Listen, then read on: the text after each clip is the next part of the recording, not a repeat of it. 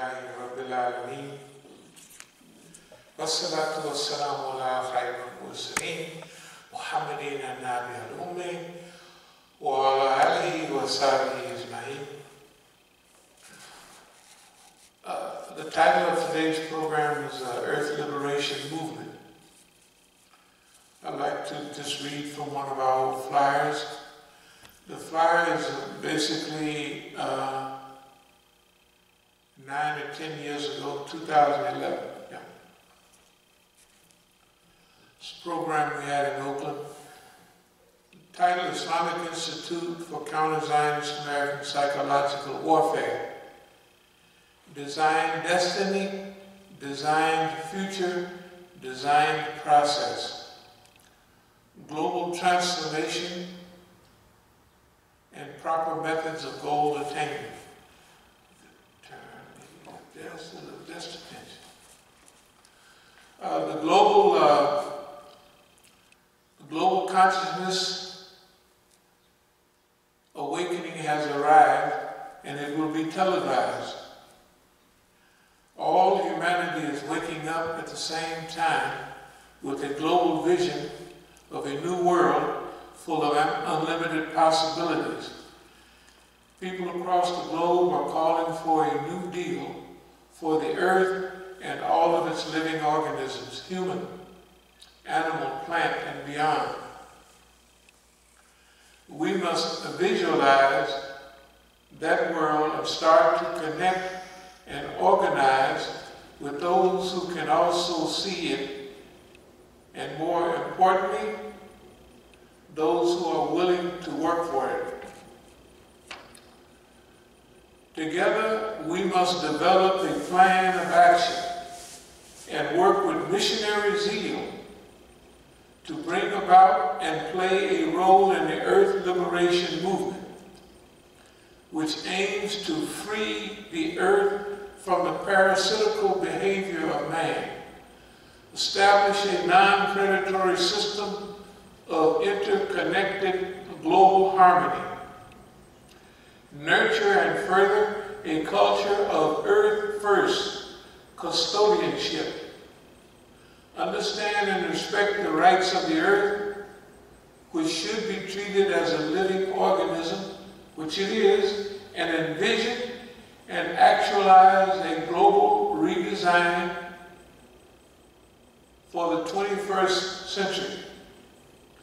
In order to make a new world, we need a new, improved human being to do it. The only question is, what role will Islam and Muslims play in this? From Wall Street, New York, to Mumbai, India, the world is waiting for us. This is one of our programs. I guess it was October 2011. That was 9 years ago. For a lot of people, 9 years ago is a long time. But for us, 9 years is like a simple few months back, a few years ago. The thought today is this. Here we are today. The world we live in, this reality came upon us, it seems, all of a sudden. But for us, it's not all of a sudden. For us, we've been predicting, we've been analyzing, we've been collecting information, analyzing the information, chronicling the information, archiving the information. So we have been working for decades on this subject. We said more than decades ago that during this struggle, our closest friends and allies would be, we use the word tree huggers and basically environmentalists. Okay. So when we look at what's happening now, we say, this is it. This is it. The way we see it right now, this is it. This is what we've been talking about. This is what we've been thinking about.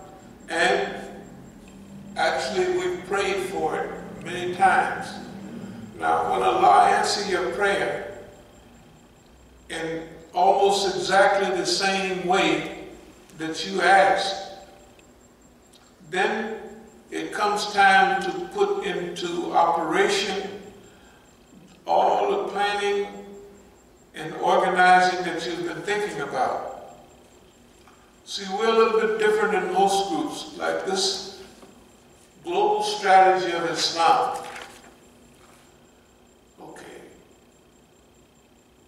وَمَنْ أَحْسَنُ قَوْلًا مِمَّنْ دَعَا إِلَى اللَّهِ وَعَمِلَ صَالِحًا وَقَالَ إِنَّنِي مِنَ الْمُسْلِمِينَ. Who is better in speech than one who calls men to Allah, work righteous deeds, and says, I'm of those who bow in Islam. Nor can goodness and evil be equal. Repel evil with that which is better. Then will be between whom and thee was hatred become, as it were, thy friend and enemy. And no one will be granted such goodness except those who exercise patience, self-restraint. None but persons of the greatest good fortune. This is 2002 right here. One more mountain to climb.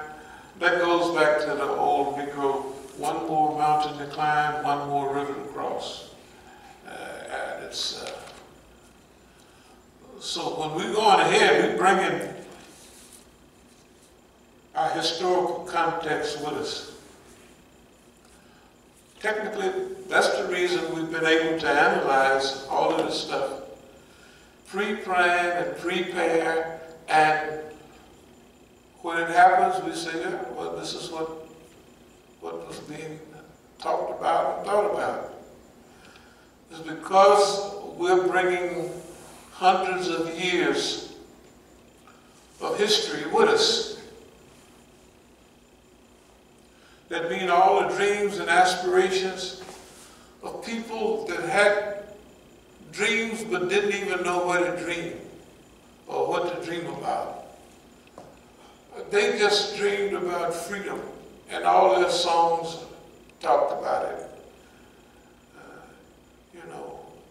Everybody talking about heaven, ain't going there, walk around heaven all day. They're gonna, when they die, they're gonna walk around heaven all day, and they're gonna get shoes. I got shoes, you got shoes, all the godchildren got shoes. Yeah. No. That stuff is real. You have to realize, okay, now, I will try to stop talking about myself. I consider myself very, very lucky, because I was born in 1945. In 1945, everybody that was 80 years old or younger was born in slavery. Think about that. When I was born, my daughter reminded me the other day, Dad, you was alive during Adolf Hitler's time. I said, and then I counted up the end of the war. So yeah, I was alive 2-3 months when the old Pharaoh was around. So the other thing that was important is my father was born in 1900. My Aunt Dale was born in 1898. You see, I was the youngest child, so all of the people was already older when I was born. And then I remember my grandmother. My grandmother, I remember her, she lived a long time. She didn't pass away until I was 12 or 13. And she was born in 1871. And my grandfather was older than her, so I'm assuming, although we don't know when he was born. But that means he was born in slavery too. That's just my regular grandfather. Everybody else talk about their great-great-great-grandparents and my great-great-great-great. I don't talk about it like that. I talk about it like different. Okay, now I want you to remember that, think about the attitude of the people in the Deep South. They never went anywhere. When you was born in a little town, you probably never went no more than a few miles away from that till you got grown. And so all the customs and habits, I can remember when they describe Reconstruction, I see that exactly, that's the way we lived. We were the same as Reconstruction. It was the same. In the South, in 1940s, and we left in 51, it was the same as Reconstruction. No, it was definitely the same. Plessy versus Ferguson, all that was alive and well. The point I'm making, one more mountain to climb, one more river to cross, all of this stuff goes back to the dreams and visions other people had, but it incorporates all the modern realities and the so-called educated realities. Hilton's novel, Lost Horizon, you know, and all that stuff, Somewhere Over the Rainbow, Wizard of Oz, all that stuff, yeah. Sky's bluer there. All the writings that we have made all along, and it's page after page. It's talked about this period that we're in now. So that's what I'm going to talk about for a minute. The period that we're in now. And we start off by saying, this is it. The possibilities are unlimited. This is like the whole world is here, and the world is in a state of getting ready for something in the future, the near future. This is the first time these changes, except Pharaoh getting drowned and stuff, that these things happen this quickly. Because when it talked about when you look at the fall of the Roman Empire, it was long. It was hundreds and hundreds of years. And finally, it was overtaken by the Musa, the Eastern and the Roman Empire, Byzantium. Constantinople, 1453, signaled the final collapse of the Roman Empire. The Roman Empire was collapsing 1,000 years before that. Nero fiddled Rome burned, that's in 400 and something, maybe. Yeah. So that took a long time. All the things that the fall of Babylon, that what it says in 1 hour or in no, that stuff didn't happen in no 1 hour. It was generation after generation after generation for a decline. Now, here we are, we hit with something all of a sudden. Well, it's sudden to everybody else, but it's not sudden to us. It's not sudden to us because you read all the things we're talking about. We must develop and plan of action to work with missionary zeal to bring about and play a role in the Earth Liberation Movement, which aims to free the Earth from the parasitical behavior of man, establish a non-predatory system of interconnected global harmony. That sounds big time for the Negro. Nurture and further a culture of Earth First, custodianship, caliphate. Okay, now this stuff is here. This stuff is right here. It's on us. So I'm going to be general, but this is a world full of historical opportunities and possibilities for us. We've talked for years about a 20-year cleanup period to clean up the earth, you know. That whatever we do, it would be automatic, that we set aside that 20-year period. And the system that we set up would be a temporary system. That means it's not like you get a constitution and you sign, seal, and you got to stick to that for, no. We have to, in order to get the earth where we want it to be, right? Let's say we visualize the earth as we want it to be. The vision will probably be about the same for most people. Then we design a system to produce that. We got enough psychologists, sociologists, and historians, right? We have the wherewithal, we have the know-it-all, not know-it-all, but we have the ability to do that. But the most important thing is the vision. What is the picture that you have of the future? Now, we're different than, when you look at the movies, most of them are dystopian. When you look at movies of the future, it's wrecked cars, collapsed buildings, right? 90% of them. And a group wandering around with a mixture of ancient weapons and modern weapons and killing each other. And this is the trick. This is dystopian. We're utopian. We're utopian. I mean, we are a utopian movement, organization. And what part we want to play in it is utopian. And we want to prevent the dystopia. Okay, that's what we want to do.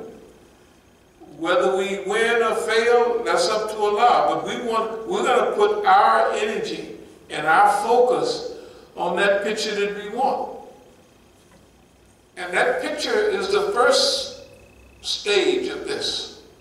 That picture is that we develop a temporary system that includes a temporary economic system. Because you have to have an economic system to do it. We've talked about, we use all the aircraft carriers to pull big barges a mile long with whole cities, you know, almost to go out in the ocean and clean up the deep ocean. Each one would be living quarters. You know how big, just imagine big 5 or 6 story barges. The aircraft carriers, they're nuclear carriers, they got enough power to pull them things, and you pull a whole city out there. And one is a big giant park with trees and playground, all that, yeah. And you go out there in the deep ocean, and your job is to clean up the deep ocean. Yeah. We got other people that are less in time, in other words, their time is shorter, they'll clean up the medium. And then we have our shoreline crew. Now remember, they got a lot of work to do. They got to clean up this whole thing. You know, they got to clean up this whole earth.